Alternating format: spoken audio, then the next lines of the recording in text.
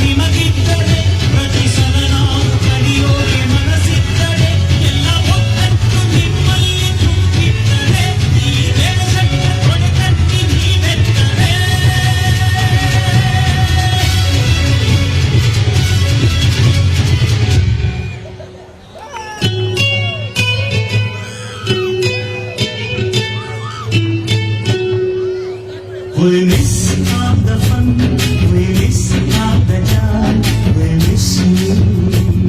We miss all the fun, we